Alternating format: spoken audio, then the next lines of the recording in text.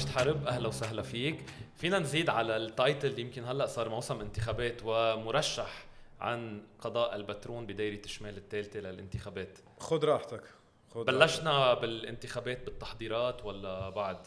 ما وقفنا كل فريق العمل يعني من 2022 قبل الانتخابات لهلا الشغل بعده ذاته دايما في تقصير. قد ما تشتغل رح تضل عم بتقصر، بس انه بالامكانيات الموجوده بعدنا عم نشتغل.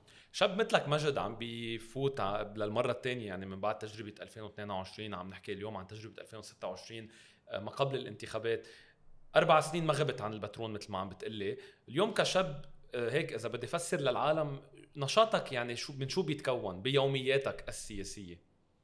لا، اذا بتتابع النشاط السياسي اللي كلنا كنا عم نعمله، يعني في جمعيه عم تشتغل بذات الوقت وفي شغل سياسي عم بيصير كان بشكل يومي. يعني بتتذكر اقتراح القوانين اللي تعاوننا مع كتل كتير قدمناه لمجلس النواب، من المطارات، من الاخبارات اللي صارت، من ملاحقه القرض الحصري. يعني ما وقفت وما وقفنا كفريق عمل عم يشتغل بهيدي المنطقه. وخليني اذكر هون، بدي وجه تحيه انه هول الشباب كلهم متطوعين، ما حدا جبرون، ما في معاش، ما في شيء بالمقابل، مآمنين بخط سياسي معين، مآمنين بمبادئ سياسية هن عم بيشاركوا بوضعها وحملوها من 4 سنين لليوم. حملوها ورح نضل حاملين. يعني نشاطك اليوم السياسي ما وقف بالبترون، عم تتحضر لتفوت على معركة 2026، ولكن يمكن للمفارقة التحالفات مغيرة. صح، انت بس برشح للقوات اللبنانية او لا؟ بعد ما صار في تفاهم نهائي. بس اللي بعتبره انه تغير من 2022 لليوم هو تنفيذ الخطاب اللي كنا كلنا عم نقوله بالشمال الثالثة بهيدي الانتخابات بوقتها ب 22. كنا عم نقول على راس السطح يا جماعة نحن منافسين بالسياسة، بس كل القوى السيادية هن حلفاء، بوقت لاحق رح نشتغل مع بعض. الانتخابات ل 2026 بغض النظر عن التحالفات هي اثبات للي كنا عم نقوله بوقتها، انه نحن مش بنتحالف على قطعه ومنفك على قطعه، ومش بنحكي شعارات انتخابيه تنراضي القاعده وبنرجع بعدين منفك وبنصير نعادي اذا خسرنا او ربحنا. لا، كنا من اول لحظه عم نقول كلنا باللايحه انه نحن يا جماعه رح تخلص هيدي المعركه، رح نطوي الصفحه ورح نبلش شغل مع بعض. وصلنا ما وصلنا كفينا شغل مع بعض. واليوم المعركه الانتخابيه للاسف، وانا من معارضي هيدا القانون اللي بيجبرني اكون عم بنافس سياسيا الناس يمكن كون اشتغلت معها ب 22، يمكن كنت حلفت معها ب 22، ويمكن كنت خصم لها ب 22 بس بتشبهني سياسيا. هيدا قانون ببلد مثل لبنان في شرق وغرب، في 14 و8، ورح ضل على هيدي التسميه 14 و8.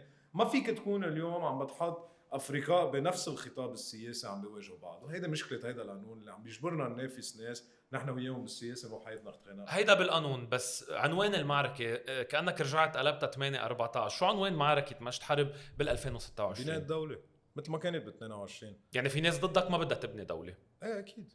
جبران اكيد. باسيل ما بده يبني اكيد دولة؟ ما بده يبني دوله. يمكن يبني دوله اللي هو بيشوفها اللي هي بتامن مصالحه ومصالح جماعته ومصالح، بس مش هيدا الدوله اللي كلنا بنطمح لها كشباب بدنا نعيش فيها. ما بدي فوت بهيدا النقاش. تعبنا، انفضحت هالسياسات لوين وصلت. ما شغلتي ارجع اكرر حالي. حط لي جبران باسيل على جنب، خلينا نحكي عن مشاريع بناء هيدي الدوله. ومشاريع بناء هيدي الدوله يمكن تعرض ناس مثل جبران باسيل وغير جبران باسيل للمحاسبه القضائيه والسياسيه، وهذا اللي لازم يصير. اذا كان بريء يتبرر، اذا ما كان بريء يتحاكم، ولازم يتحاكم. بس كونك ابن البترون مجد، يعني اليوم جبران باسيل ما بني البترون، ما عمل منا بول داتراكسيون مثل ما بيقولوا، جذب فيها كل ممتاز. السواح من كل انا لبنان. ضد هيدي النظريه، بس حتى للي ماشيين بهيدي النظريه ممتاز، خليه يترشح على رئاسه بلديه البترون. خليه يترشح على رئيس بلديه البترون. هيدا شغل رئيس بلديه البترون اللي بنوجه له تحيه، اللي اكثريه شغله قطفه جبران باسيل. بس ما بدي فوت بهيدا النقاش. ممتاز، بني البترون وامن للبترون مداخيل وفتح مطاعم والاخرين. ممتاز، رئيس بلديه عظيم بصير. بس انا بدي اطلع بالتشريع، بدي اطلع بالمشاريع السياسيه، بدي اطلع بوجهه نظر لوين اخذنا البلد بسنين الحكم تبع هيدا الفريق السياسي. خلينا خلص انفضحت هيدا السياسه، الناس بدها تقرر. ما بدي كتير علق على موضوع جبران باسيل، بس كمان يعني بدنا نحكي شو قلنا وشو علينا. مجد، شفنا اليوم الفريق المعارض او المنافس للتيار الوطني الحر استلم وزارة الطاقة والمياه. اليوم الكل بيقول انه فشلوا القوات اللبنانية بهذه الوزارة. ما شغلتي اعمل محامي دفاع عن حدا. انا بعرف الوزير جو صدي كتير منيح وبعرف كيف بيشتغل. اولا الاولويه كانت عدم الاستدانه من الدوله، هي الشغله اللي حققها. طبعا المشوار منه قصير ومنه سهل ومنه صعب، بس اكيد انا وياك فينا ننتقد جو صدي على السياسات اللي انا ما عم لاقي شيء هالقد غلط فيها. بس الاكيد انه ما في فريق له 16 سنه بهيدي الدوله وصل الدوله لهون على الصعيد الاقتصادي، استاجر بواخر بدل ما يبني معامل، يوجه اتهامات لجو صدي. بعدنا بنتذكر السدود الفارغه بيصوروا السد لما تشتت نزقف شوي انه عبى مي، ما بنعوزه بالصيفيه مش بالشتويه للسد. ما بدي فوت بهيدا الديبيت ابدا، ما بدي فوت بهيدا الديبيت. الناس بتحاسب، الناس بتحاسب. رح ارجع على 2022. هل فينا نقول انه الثوره ظلمت مجد حرب بس لانه كان ابنه لا، وكان ولا زال طبعا هو ابنه لا بطرس حرب؟ لا انا اسمك الثلاثي ظلمك بمعركه ابدا، بالعكس 2022. بفتخر فيه، واذا هيدا الثمن اللي بدي ادفعه ما عندي مشكل ارجع ادفعه مره جديده. انا فخور بكل تاريخ السياسي وتاريخ عائلة السياسي والأداء اللي صار واللي تثبت اليوم بعد قرارات صدرت عن القضاء اللبناني قد كان أداء نظيف ما حدا فيه يغبر عليه. انظلمت ما انظلمت، بحس انه راح قسم كبير من الشباب بالمشاعر والايموشنز، انه بدي فيش خلق بالكل. حقك بعد ما تدمر البلد وصرت بدك تسافر تبعد عن اهلك، بعد ما عم بتلاقي شغل، ما عم تدرس، بتحط بقدمك بيك ببيع ارض تيعلمك، تضطر تسافر بعدين، حقك تفش خلقك بالكل. خلصت هيدي المرحله، تبين سبب الكوارث اللي وصلت للبلد من وين. صار الوقت نرجع نمسك ايدين بعض كلنا، يا اخي بنحب بعض ما بنحب بعض، نرجع نبني هيدا البلد ونرجع نطوره. طوينا هيدا الصفحه، فشيتوا خلقكم، فكروا بعقلكم، صوتوا مطرح ما لازم تصوتوا. شو اكبر درس تعلمته من تجربتك بال 2022 ورح تاخده معك على التجربه القادمه، وذر بال 26 او اذا تاجلت الانتخابات؟ اوف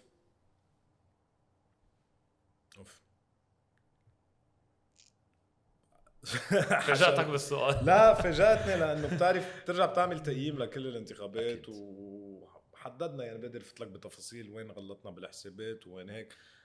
بس انا بالنسبه لي اللي تعلمته انه اللي بيعتبر السياسه هو شيء حلو او بيعتبر انه السياسه منيحه او السياسه مكسب ما لازم يشتغل سياسه.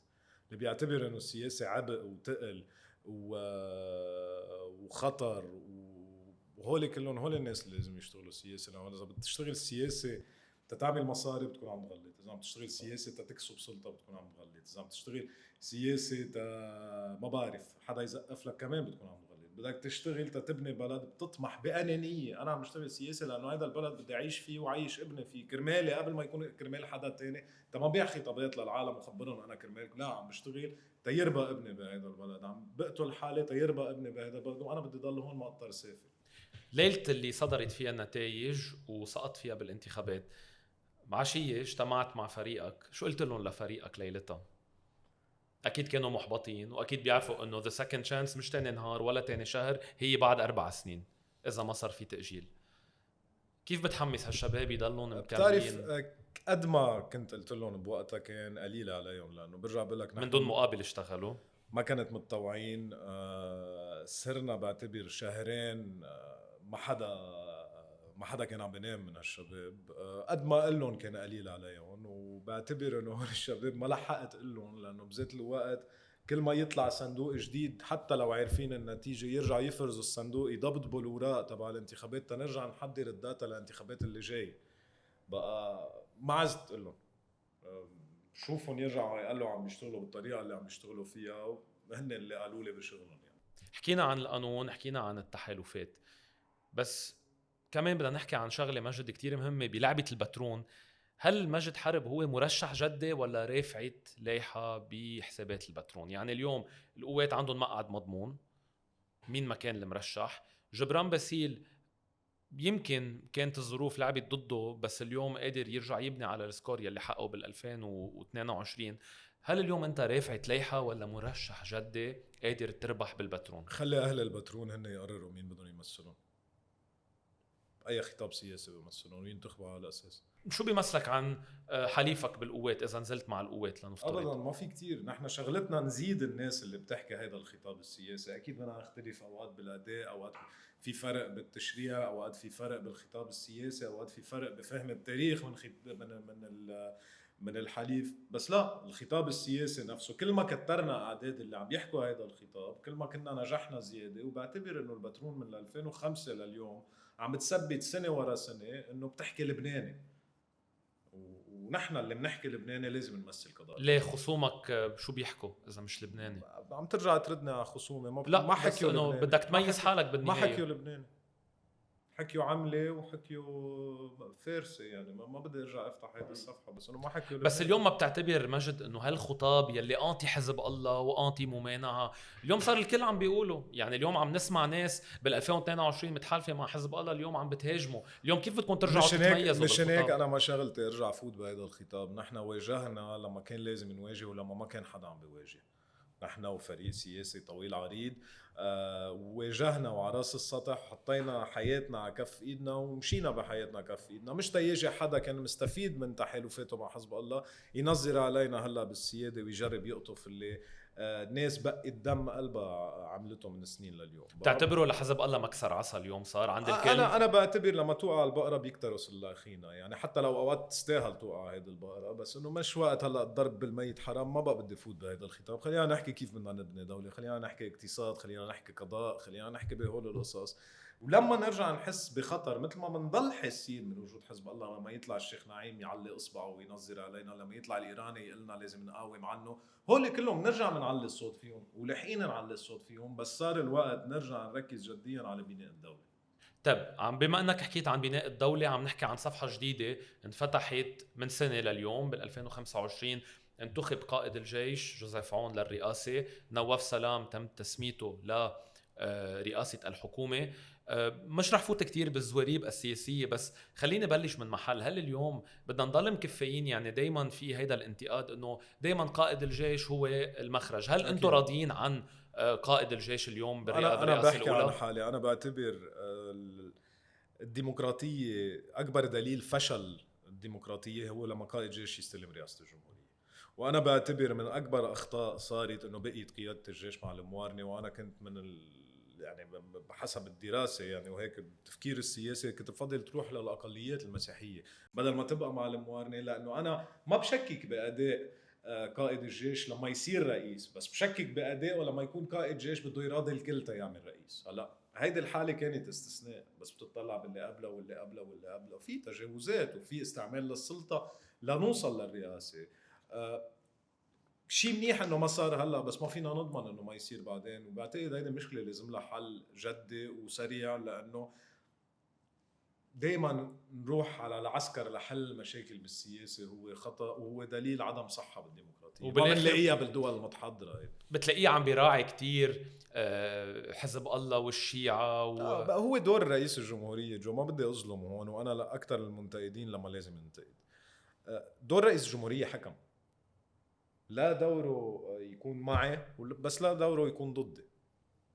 دوره يكون حكم. هلا انا بالنسبه لي الوسائل اللي عم يعتمدها اوقات فخامه الرئيس او حتى الحكومه او حتى قياده الجيش بطيئه شوي، بس انا بالنسبه لي هي بالاتجاه الصحيح. وين كنا وين صرنا؟ لانه طلع وين كنا قبل. طلع لما كان الجيش وقياده الجيش والمخابرات ما كانت انتخابيه على الناس. طلع لما كان الجيش اداه بايده لحزب الله. طلع لما كانت الحكومه بتنفذ اوامر حزب الله. لما رئيس الحكومه طلع بالاعلام قال للصحفيه ما انت بتعرفي انه قرار الحرم السلم والحرب مش بايدنا. لا، ليك وين كنا ليك وين صرنا. خلينا ما نجلد حالنا على هذا الصعيد. اكيد مطلوب من الفريق تبعنا سرعه اكبر، أساوي أكتر بالتطبيق، بس كمان ما بدنا نظلم لأنه رئيس الجمهورية دوره حكم بآخر. هل الجيش قادر برأيك يحقق حصرية السلاح بلبنان؟ أكيد أكيد أكيد بلا أي شك. ما لازم نشكك ولا لحظة بقدرات الجيش. طيب رح اروح على الشق الثاني من هالسؤال. هل الجيش قادر يحمي أهالي الجنوب؟ إيه أكيد الدولة هي اللي قادرة تحمي أهالي الجنوب. وأكيد مش حزب الله اللي قادر يحمي أهالي الجنوب، هو اللي جاب لهم الويلات. ما ترجع تفوتني بهذا التونيل حاكين عنه سنين وسنين. الدولة اللبنانية لما كانت موجودة بالمناطق اللي كانت موجودة فيها، هيدا هي المناطق اللي انحمت.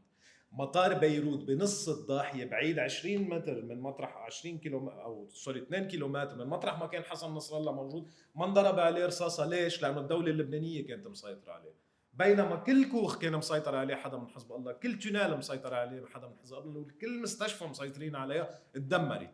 مطرح ما في عسكري للجيش اللبناني ما حدا قرب. طب بس كمان مجد، يعني اهالي الجنوب مش قادرين يرجعوا على ضياعهم اليوم. يعني مش عم اقول لك زواريب قديمه، اليوم في ناس مش قادره ترجع على بيوتها.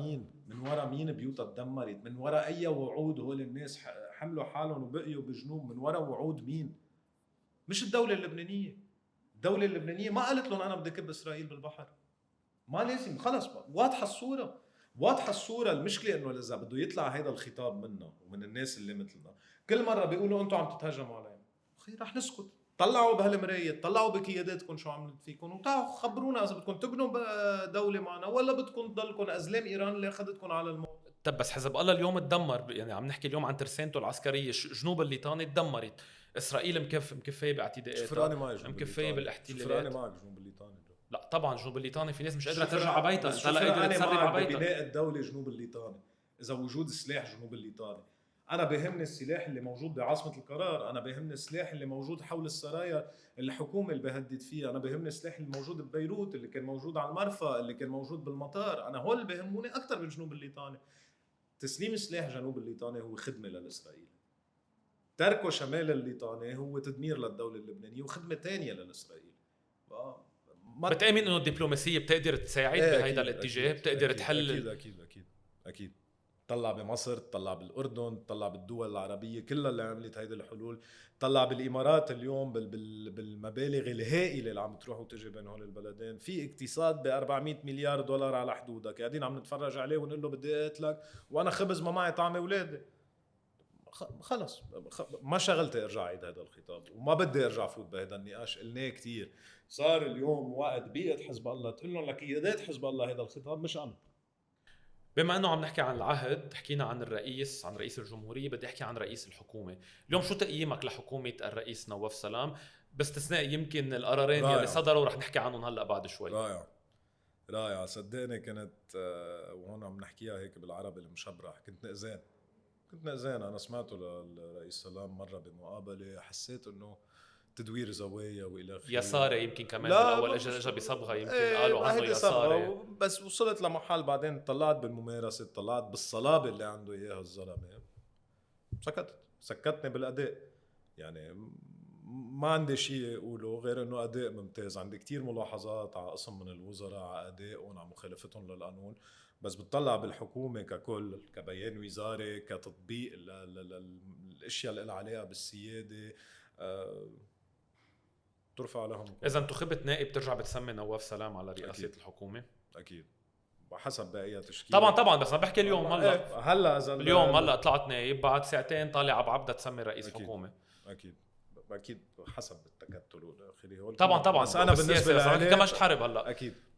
طب بالرغم من اخر قرارين يلي اخذتهم الحكومه، يلي هن رفع اسوء قرارين، اسوء قرارين هول معقول يتاخذوا. تقول لك شغله، ما فيك تنتقل من محل لمحل هالقد بعيد وتتوقع كله يكون صح. خلينا نقول شغله، نحن اليوم هيدا حكومه انتخابات، اللي بينقال على طاوله مجلس وزراء غير اللي بينقال بالاعلام، لانه بالاعلام عندك اعتبارات انتخابيه، اعتبارات غيره. طلعت هيدا الحكومه لقيت انه عايزه مصاري. المشكله انه ما توقعت انه نواف سلام يطلع بنفس القرارات اللي كانوا ياخذوها اللي قبل، توقعت انه يلاقي اشياء جديده. يعني اليوم نحن بحاجه ل 800 مليون دولار ندوب المعاشات القطاع العام. طيب اول سؤال بدي اساله قبل ما افوت ب 800 مليون دولار، كم وظيفه نحن بحاجه بهذا القطاع العام؟ كم شخص بيشتغل فعليا بالقطاع العام؟ كم شخص في تنفيعه وما بيروح؟ كم شخص فاسد بالقطاع العام؟ هل عملنا اعاده هيكله لهيدا القطاع العام؟ هل حكينا جديا شفنا وين في مغاور علي بابا بوزاره الماليه وغير وزاره الماليه؟ طب انا كمواطن لبناني عم ترفع علي 1% TVA، ليش بدك تجبرني ادفع معاشات موظف فاسد بالدوله؟ ليش بدك تجبرني ادفع لموظف الماليه اللي بيجي بعدين على شركتي تيكلفني ضريبيا بدي ارجع ادفع له برطيل الجنابه؟ في اوادم وفي ناس بيستاهلوا مش 3 زودات، بيستاهلوا 20 زوده. بس هل نقينا مين الاوادم ومين الزعران؟ لو كل الموظفين اوادم ما كنا وصلنا لها. بس هو عم بيقول بده انكم اليوم قبل بكره. بده انكم اليوم. طب خليني اقول لك شغله، اليوم بينباع بلبنان مليار علبه دخان سنويا. اذا زاد علبه دولار على علبه الدخان شو كنا عملنا؟ انا بدخن خي وعلى قلبي احلى من العسل، دولار على علبه الدخان. ما كنا ارتحنا، ما كنا انبسطنا، ما كنا امنا مليار دولار سنويا زياده. عندنا 35,000 موظف وهمي بالدوله اللبنانيه. حدا قال لهم شيء. بس هول ورتون، يعني انا عم بلعب ورتون. لا ورتون او بدهم ياخذوا قرار ما صعب. فيك تكلف المواطن الادم اللي بيدفع ضرائبه يدفع للموظف الازعر. بس هول 35,000 عائله، يعني 120,000 شخص، 130,000 شخص، بتحطهم بالبيت، بتحط اذا زعران حطهم بالبيت وحطهم بالحبس. بس هن اجوا بتنفيعه شو ما كان. يعني قصدي في ناس هن انا عم بيتحملوا بحكي على باب مسؤوليتهم. انتخابات وبتحمل مسؤوليه كلامي. انا عم بحكي على باب انتخابات 30% من القوه الناخبه او 30% من الناخبين هن موظفين قطاع عام. الموظف بالقطاع العام اللي ما عم بيشتغل وما له عازه وفاسد مش بس لازم يرد على بيته، لازم ينحبس قبل ما ينزل معاشه. وعم بحكي على باب انتخابات بتحمل مسؤوليه كلامي. بس ما بتعتبرها انت هينه عليك انك تكون مرشح مش نايب ولا وزير، يعني منك بموقع سلطه تكون عم بتنظر من بعيد؟ لو كنت بسلطه كان اهين لي. انا اليوم لاني مرشح لازم راضي، وبكره بيطلع لي موظف بالدوائر الرسميه بيقول ليش عم تهجم علينا. بالعكس انا عم بقولها من محل ممكن ادفع ثمنها، بس عم بقولها على راس السطح. المواطن البريء ممنوع بقى يدفع ضريبه غيره او ضريبه الموظف الفاسد. خلصنا بقى منه. او ضريبه حرب الاسناد بغض النظر، لا هيدي ما لازم نتكلف عليها. في دراسات بالاطنان بجوارير المجلس الوزراء. طب ماكنزي دفعنا حقها $1,000,000 او $1,000,000 اللي هن دفعنا حقها $1,000,000. قالت لنا ماكنزي انه بتطلعوا بالسنه 4 مليار اذا طورتوا قطاع الحشيشه مزبوط الطبيه بتقدروا تعملوا $4,000,000. عرقلوها على طاوله مجلس الوزراء. طلعت بمجلس النواب قانون بعدهم لليوم اذا لاقوا واحد معتر معه سيجاره حشيشه بيوقفوا وبفوتوه وبدكوه وبيفعوه كفين وبيدفعوا محاصيل المزارع.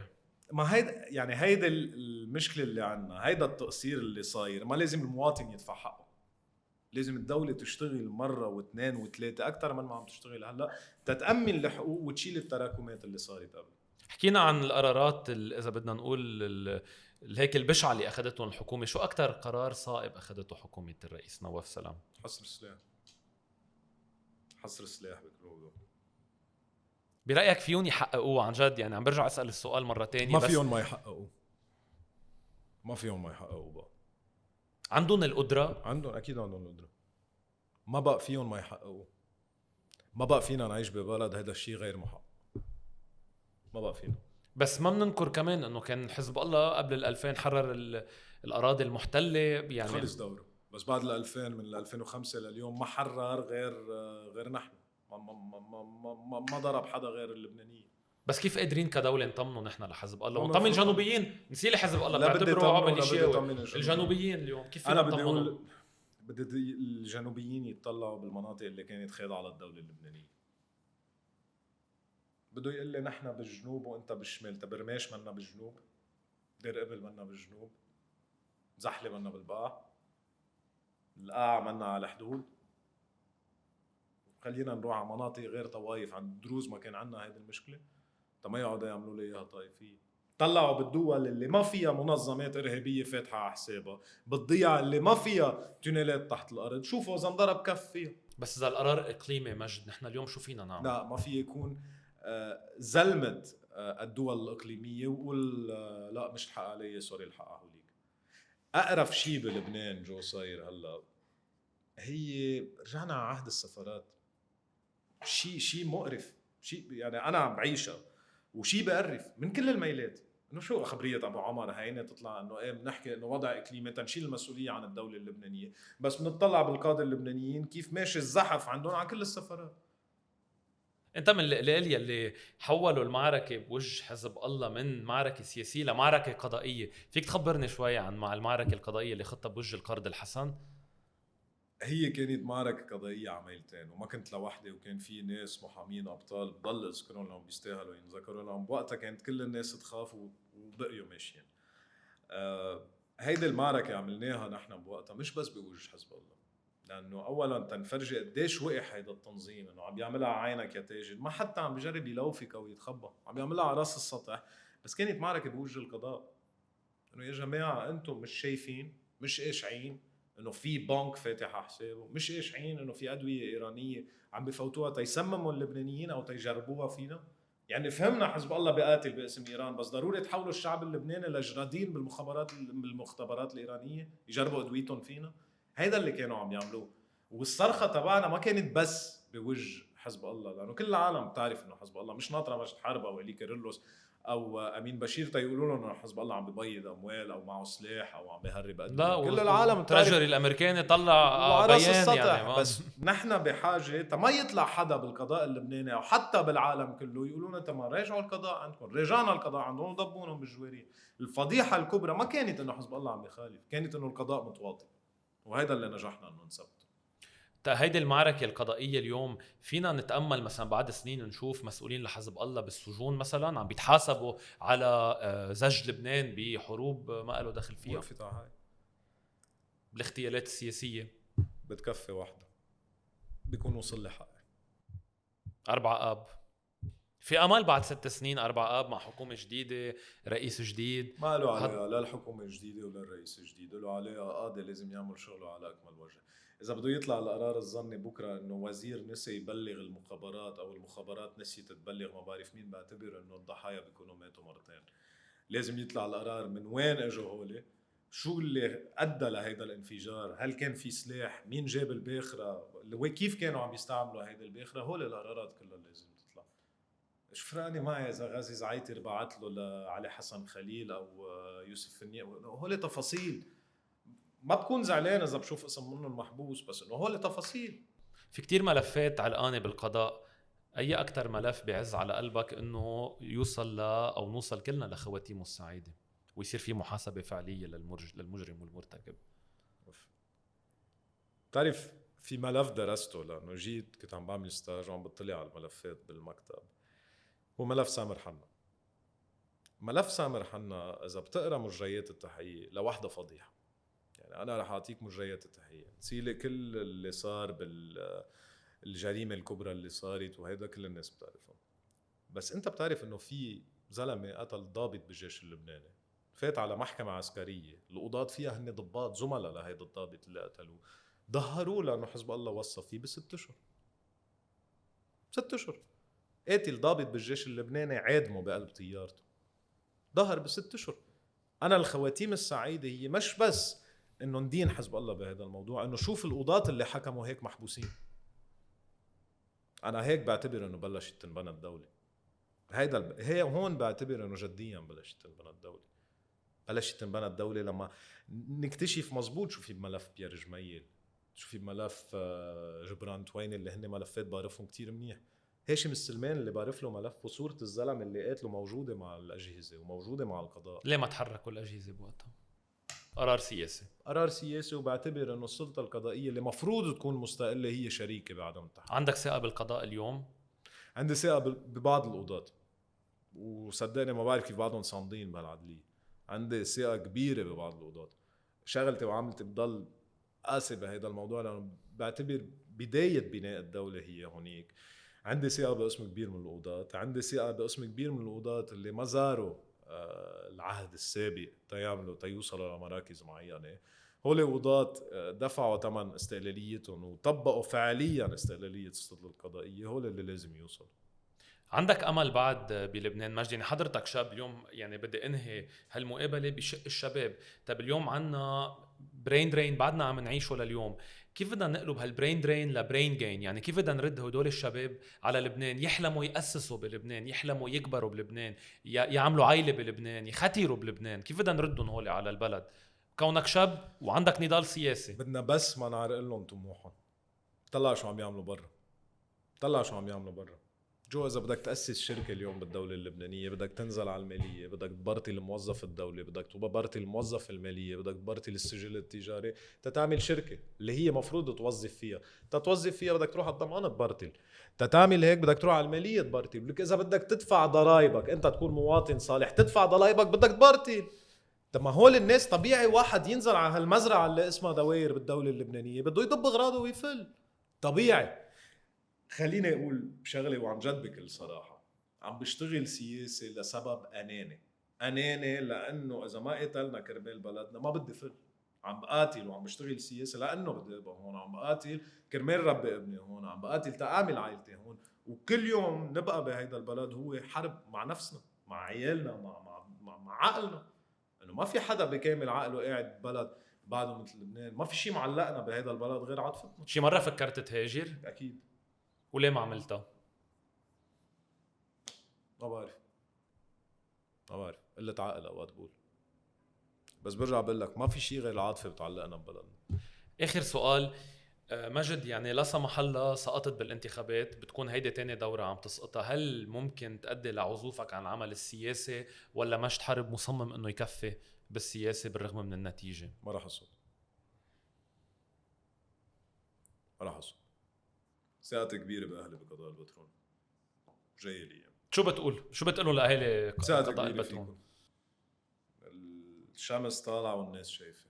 شو بيميز مجد حرب عن غير مرشحين، معه او ضده بالحلف، معه او خصومه؟ الصراحه بس ها بتقدم تعملك نايب؟ اذا ما اديت بيكون الناس هيدا اللي بدها اياه. بركي الناس بدها خدمات، الناس ثقتي بدها كتير كبيره باهالي قضاء البترول. يعني كمان انه الناس للاسف، يعني هذا مفهوم غلط مثل ما انت بلشت باول الحلقه، انه الناس عندها مفهوم الزعيم انه خدمات وتسفيت ويفتح بيته ويروح يعزي. هل انت عم تلعب اللعبه التقليديه؟ ما أنا لعبه تقليديه، مش غلط تكون واقف حد ناسك، بس غلط انه تضل مركز على هيدا الشيء وما تبحث كيف بدك تبني لهم دوله. قادر تبني لهم دوله؟ اكيد، ولا ما كنت عم بعمل هذا الشغل. ابشع شيء بالعالم تكون فاتح مركز خدمات بالسياسه، ابشع شيء. اللي أسوأ منه انك تترك الناس، بس الأسوأ منهم اثنيناتهم انه تكتفي بهيدا الموضوع، انه انت بقدر اعمل هيدي الزعامه المحليه، وتترك انه انا مبسوط انه الدوله ضعيفه، خليني ضل انا خط الحل اذا بدك الماسنجر بين المواطن والدوله، انا اعمل له خدمات تيضل مرتبط فيه. اكيد في اوقات لازم تعمل السياسه التقليديه، بس مش يعني تنسى انه لازم تبني دوله المواطن يبطل بحاجه لك تيروح يعمل خدماته وحاجاته. دواء يا زلمه، دواء مستشفى هول. عندك نيو بورن بيبي صغير، اليوم كيف بدك تربيه يكون مواطن صالح اليوم مع كل شيء عم نعيشه، مع كل هالسقفة الفساد اللي عنا اياها اليوم؟ كيف لازم يربى الولد بلبنان على انه يحب وطنه وما يفل؟ كيف فينا نقنعهم انه هالبلد بعد فيه امل؟ ليك رجعتني شوي لفترة كان بيي دايما يقول لي فل، وما اقتنعت وبقيت وعم بعمل هيدي الحرب. اليوم إذا بتسألني بس ابنك يكبر شو بتقول له؟ بقول له إذا ضل الوضع مثل ما هو بقول له فل. إذا اقتنع وما اقتنع. بتنبسط إذا تيس وبقي ولا بتزعل؟ لا. مش هيني، مش هيني. أنا اللي بخاف منه عن جد إنه اطلع بعد 15 سنة وقول شو عملت. ضيعت وقتي على شيء ما بيستاهل، بس بعدني واسي إنه لا بيستاهل. لبنان بيستاهل؟ ايه بيستاهل. البترون تستاهل؟ كتير، وتنورين أكتر. ليه بتعتبرها مظلومة للبترون هلا على فكرة مجد؟ أكيد كل مواطن لبناني مظلوم جو. طلع ببيوت قضاء البترون إذا بتفوت حيلا بيت 99% من البيوت فيها حدا مسافر. طب اوكي نزلنا فتحنا نين شامبانيا قعدنا على البحر تصورنا صورتين، طب اوكي مش الحال. اجوا المغتربين عبوا لنا المطاعم اوكي مش والبابات كلهم هوليك اوكي كتير منيح. كم بيت فاضي؟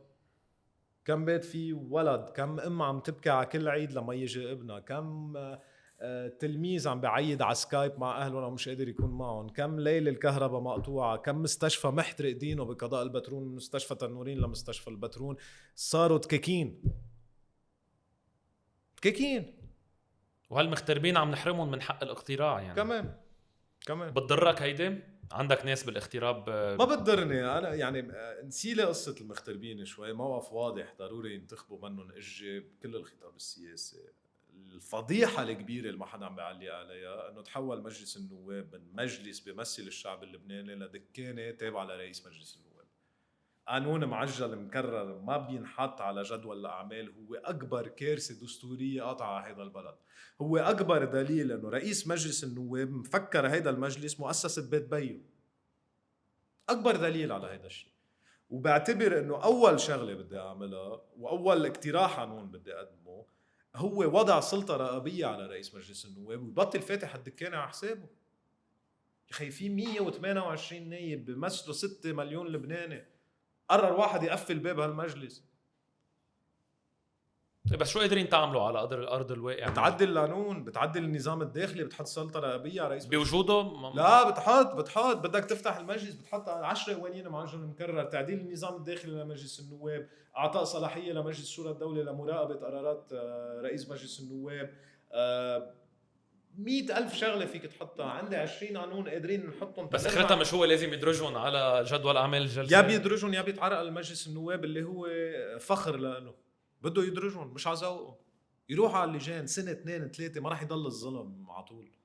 بده يرجع يجي نهار ينطرح مشروع قانون بحد من صلاحياتنا بيهبري او اللي جايه بعده مين ما كان يكون. عندك امل انه يتغير الوضع بلبنان بشكل جذري؟ اكيد تدريجيا، مش عم نقول بين ليله وضحاها. ما بدي احكي شغل التغيير بايد الناس، لا بايدي ولا بايدك ولا بايد حدا. بدكم تغيروا، عندكم كل 4 سنين فرصه تدمروا الحكومات والمؤسسات وكلها. اذا ما نعيش بدكم ترجعوا تبنوا 128 تقلبون كلهم قلبي واحده. فيكم تقلبون كلهم. التغيير بده يجي من تحت، واللي بيتحمل مسؤوليه عدم التغيير هن الناس اللي عم ياخذوا هيدا القرار. بالتوفيق للانتخابات وشكرا لوجودك معنا مجد حرب.